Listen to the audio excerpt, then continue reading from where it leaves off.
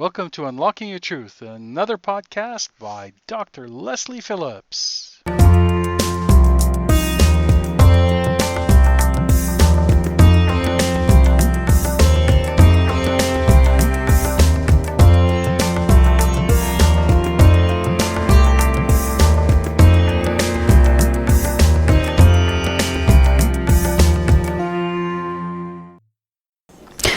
Hello listeners, welcome to Unlocking Your Truth with Dr. Lesley, broadcasting live on 101.7 FM from CIVL across the Fraser Valley. You can listen to us live on your radio on 101.7 FM, but you can also live stream us from civl.ca, and you can catch us on the podcast at drlesleyphillips.com.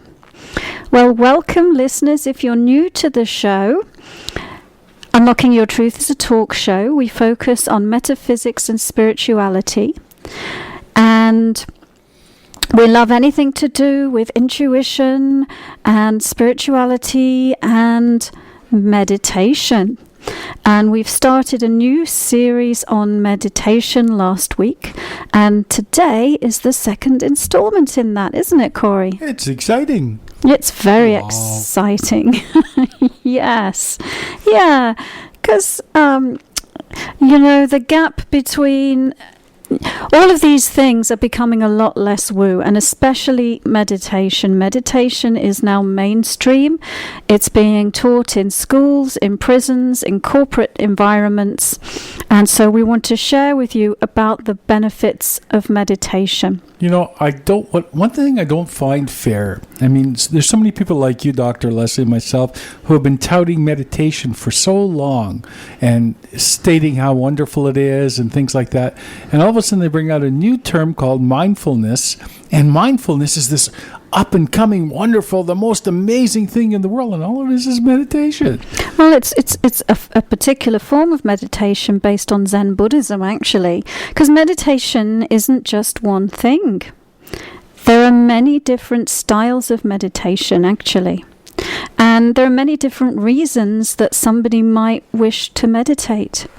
My definition of meditation is that it's an act of engaging in a practice to change your mental, emotional, or physical state, or attain a heightened level of spiritual awareness. So last week we focused on the physical benefits of meditation.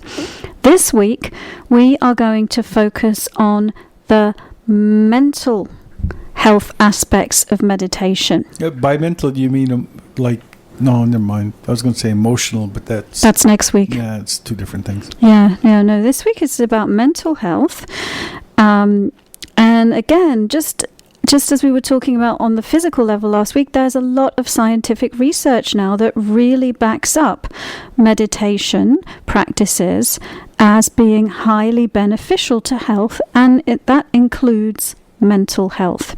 And I'll just state that in these shows that we're doing, when we're quoting information to you, it's based not just on one study here and there, it's based on basically a body of evidence where somebody has said, well, what's the whole body of evidence on this particular subject? There may have been hundreds and hundreds of studies, and they've looked for the common themes and what's significant about it. Now, the World Health Organization, and these figures I'm going to quote are a little bit old because I think they're from 2014. In 2014, they said more than 350 million people globally suffer from depression. 1 in 13 people around the world have been diagnosed with an anxiety disorder. 450 million people suffer from some form of mental or neurological disorder, and roughly 1 in 4 people will be affected by some form of mental or neurological disorder at some point in their lives. So when you think about it, these numbers are absolutely staggering. And mental illness is something that is on the rise in our society. And so there is a pressing need for effective treatments, perhaps that don't involve drugs or incarceration.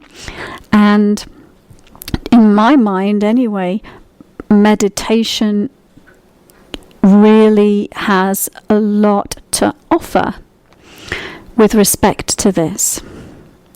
And I've just picked out a few different areas to talk about, but basically meditation has been shown to hold promise to treat depression, anxiety, post-traumatic stress disorder, bipolar disorder, obsessive compulsive disorder, and probably more. I'm pretty sure ADHD and ADD, and I get people coming to me sometimes who have been diagnosed with different things by psychiatrists, and meditation helps them. Yeah, a lot of people go to see hypnotherapists as well to have things taken care of like that. But actually, hypnosis is just really another format of guided meditation. Yeah, I think we talked about that last week, didn't we? That when we were talking about the different brainwave states that meditation can bring you into. And hypnosis is, I can't remember now whether it's the alpha state with hypnosis, but yeah, for sure. For sure, it's an altered state of consciousness that's different than the normal beta state of consciousness. Beta. Yeah. Oh, yeah. Here first. Beta state. Beta, apparently. So, like I said, I gathered a few bits and pieces of information, and there's so much more that can be said than we have in 20 minutes on the show. So, there's been a lot of research on meditation and mindfulness in schools. And there are programs in meditation and mindfulness that are delivered in schools. And so Goldie Hawn, the famous actress Goldie Hawn, who is into yoga and meditation, created a organization which I think is called Mind Up. And they're delivering meditation programs to schools throughout the United States and possibly Canada. And I do know that some of the schools in Canada are teaching a form of meditation now. I don't think they're allowed to call it meditation. They always have to make up some other name for it, get rid of any religious connotations and so on. And then there's that's true. You brought up a very interesting point. I hate to interrupt, but I love interrupting. And it's interesting that religious-based organizations frown on meditation. A lot of them frown on meditation. Religious-based. Yeah, religions. Every single religion on this planet has a form of meditation that underpins its origins, that when the true form of religion is practiced is there. Even Christianity and Judaism and all of them have meditation. Let me rephrase that just a little bit, what I was saying. It's not necessarily the religion that does, but the people in that organization. How many times have people told us, oh, we don't do that? Yeah, because most religions being practiced are actually no longer true to the original teachings and practices. But I think I actually been doing some research on this for the corporate meditation workshops I teach, because they often want to know a little bit of fact before they do the practice. And most of the modern styles of meditation that they teach have been renamed and they've been called something different. Yet they all have their roots in some religion or another, and every world religion has a form of meditation. Anyway, let me tell you a little bit about some of the research in schools. And I was actually just about to say that the other person who I guess has been I don't know whether the word is a pioneer, but David Lynch, the film director, has an organization. I can't remember the name of it, but basically teaches meditation to students. I think these are older students, not school kids, but university students. Anyway, so here's one of the meta-analyses that looked at mindfulness in school And they found multiple studies suggested it was helpful overall, with significant effects post-intervention compared to control groups, meaning kids that hadn't received any mindfulness training. They found that the group of kids that it helped the most were the late adolescents, age 15 to 18, as opposed to groups younger than that. And I think that's probably because that group's under a lot more stress with exams and things. They also said, and I find this very, very interesting, that the effects are quite different depending on who delivers the teaching. So if you have an experienced outside facilitator who has their own meditation practice and really, really, really knows what they're talking about, then the results are much better than if you just take an ordinary teacher and give them a quick course in teaching meditation and mindfulness. And so it's not the kind of thing that can just be learned off rote and delivered. I know this myself. I go into all sorts of organizations to teach meditation in the corporate world, and I think there's no substitute for an experienced facilitator, because there are many, many questions. There are a whole range of different things that can come up that only an experienced teacher and an experienced meditator would know how to deal with. And different groups are different and want to go in different directions with it as well. And so people are more likely to get into it if someone is able to hold the space for them that really knows what they're doing. All right, so that was a little snippet about the schools, but they've also taught mindfulness programs in prisons and found that they increase the psychological well-being of prisoners, that there is an improvement in their behavioral functioning, and they found a significant difference in the size of effect when the meditation programs lasted for longer duration but less intensity compared with shorter, more intensive ones. So I guess they're comparing an 8-week course, maybe where you learn for an hour a week, with a 1-day immersion where you do it for 8 hours. And I can see that because in my own experience, it's about developing it's going to help you more if you develop a daily practice.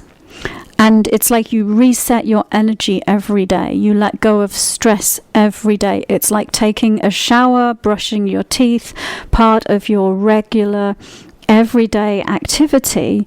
Then it's going to be there supporting you in your life.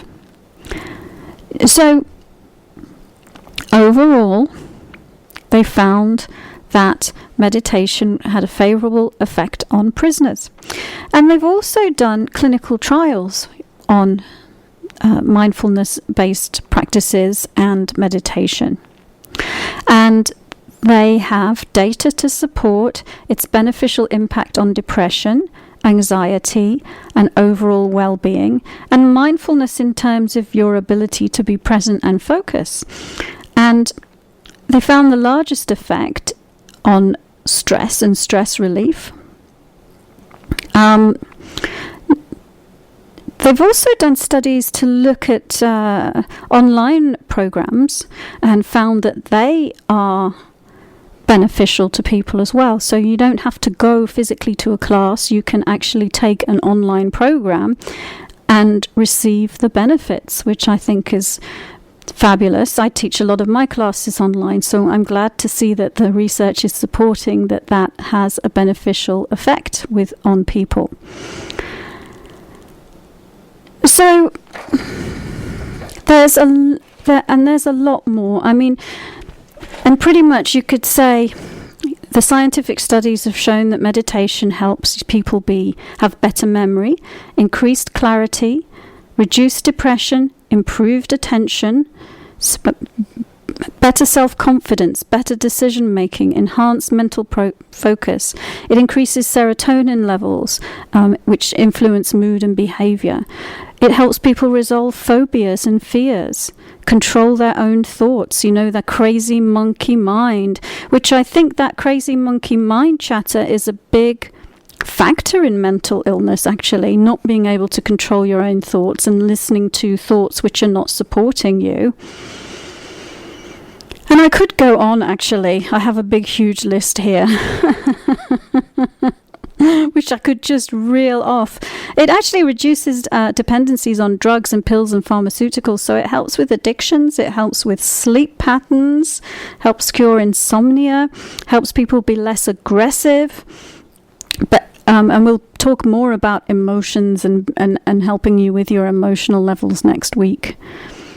Improves relationships and intimacy. So all in all, you should all be meditating, listeners. Sounds like a deal to me. Yes, and I know for myself, meditation has changed my life.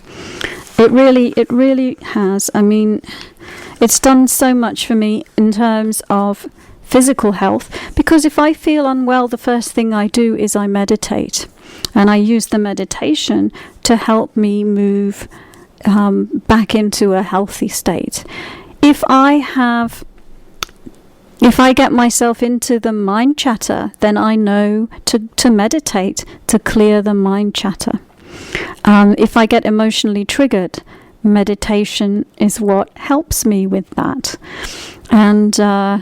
And of course, the spiritual side of it, which was one of the main reasons that I was attracted to meditate, because I wanted to learn how to open my intuition, and it really helps you tune out the outside triggers and connect with the higher aspects of reality. But at the time I learned to meditate, I had a really busy corporate job. I used to travel all around the world. Sometimes I'd have 3 business trips a month. It was very, very stressful and hard on the body. So I used to sit on those long airplane trips and just meditate for 5 hours or for 8 hours. Yeah.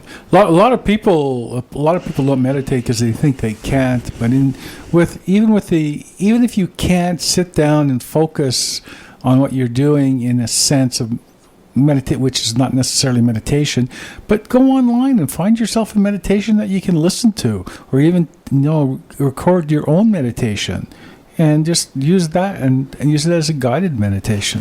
There's actually a lot of meditation apps out there now, and I think 2 of the most better known one's called Headspace, and I think the other one's called Calm. And you can download these apps, and I think they've probably each got a level that's free and then a level that you pay for.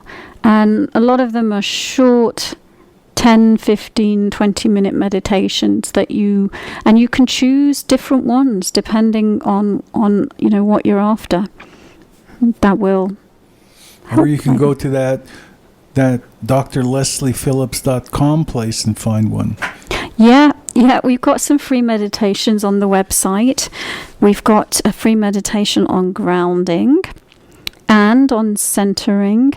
And if you go to the meditation page, there's actually a button that you can click that says if you're interested in having a corporate meditation class at your workplace.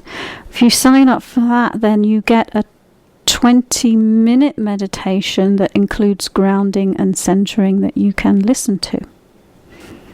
So an example of what the way teaching it in a corporate environment.